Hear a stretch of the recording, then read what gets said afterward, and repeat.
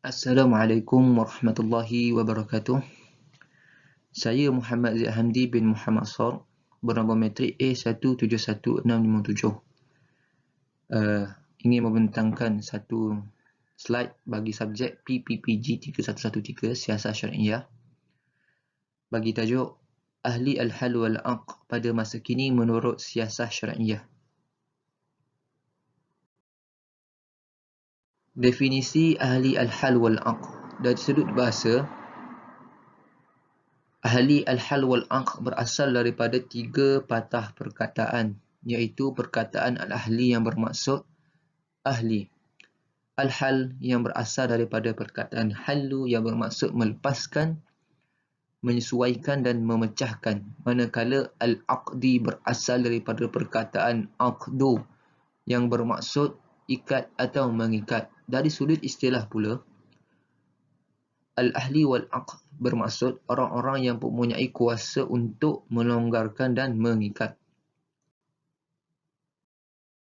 Seterusnya, para ulama fiqh mendefinisikannya sebagai orang yang memiliki tanggungjawab atau kuasa untuk memutuskan dan menentukan sesuatu atas nama rakyat. Para wakil, yakni Ahlul Halli wal-Aqdi, itu dipilih oleh rakyat untuk memilih pemimpin, mengawasinya dan memberhentikan jika pemimpin melakukan kekufuran yang nyata. Menurut Al-Mawardi, Ahlul Halli wal-Aqd harus melalui dua proses, yakni melalui proses pemilihan oleh Ahlul Halli wal-Aqdi dan melalui proses penyerahan mandat oleh pemimpin sebelumnya.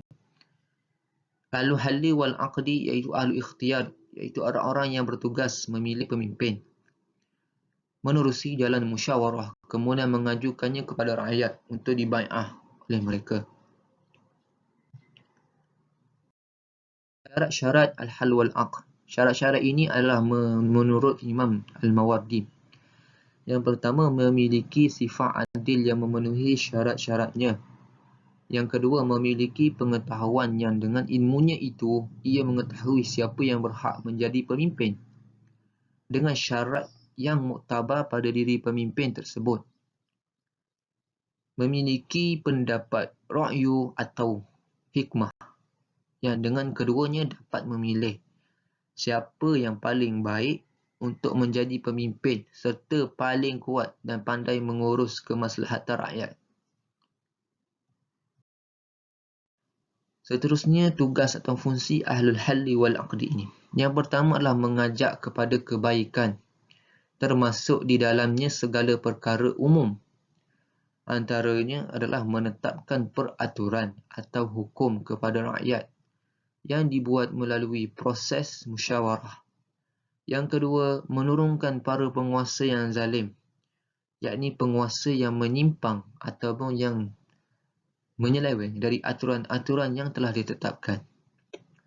Yang ketiga, memiliki kuasa untuk memecat khalifah jika khalifah itu atau pemimpin itu dianggap sudah menyalahi kepentingan umat atau rakyat, dan itu juga dilakukan secara musyawarah. Maknanya untuk memecat khalifah ni pun juga dilakukan secara musyawarah. Seterusnya adalah Ahli Al-Hal wal-Aqd pada masa kini. Pada masa kini di Malaysia, Al-Hal wal-Aqd boleh dikatakan sebagai ahli dewan, ahli parlimen di dalam Dewan Rakyat bagi peringkat persekutuan atau ADN, ahli Dewan Undangan Negeri bagi peringkat negeri. Sebagai wakil rakyat, yang salah satu tugasnya adalah memilih pemimpin dan mengawal pemimpin menuju kemaslahatan. Sebagai wakil rakyat, Ahlul Al-Hal wal-Aqd merupakan wakil dari seluruh kehendak rakyat dalam pemerintahan. Dengan demikian, maka Ahli Al-Hal wal-Aqd ini tidak sama kedudukannya dengan khalifah dan lembaga negara yang lain. Namun, ia berada sebagai pemberi nasihat dan tempat pemimpin berkonsultasi yang berkait dengan urusan-urusan pemerintahan, seperti membuat sesuatu keputusan yang berkait dengan urusan kepentingan rakyat. Persamaan antara Ahli Al-Hal wal-Aqd dengan ahli parlimen atau ahli Dewan Undangan Negeri di Malaysia. Ahli hal wal aqd. Anggotanya dipilih atau ditentukan oleh Presiden atau Raja sebagai pemegang kekuasaan atau kedaulatan tertinggi. Di Malaysia, ahli parlimen atau ADUN dipilih atau ditentukan oleh rakyat sebagai wakil mereka melalui pilihan raya umum.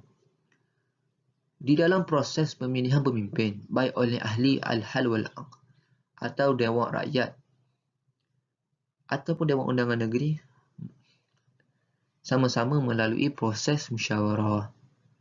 Ahli al-hal wal aqd dan atau Dewan Rakyat ataupun Dewan Undangan Negeri sekalipun, mereka sama-sama merupakan lembaga perwakilan rakyat yang merupakan tangan kepada rakyat dalam pemerintahan legislatif.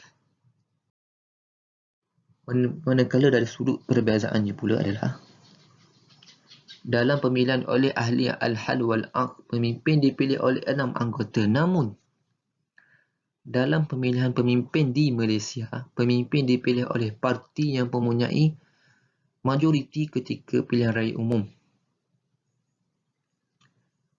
Manakala di dalam konsep ahli al-hal wal aqd, setiap anggota memiliki satu suara untuk satu calon.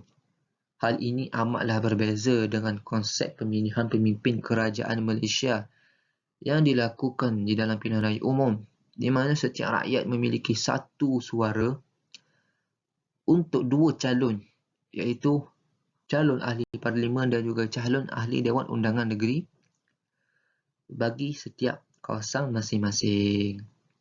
Sekian, terima kasih.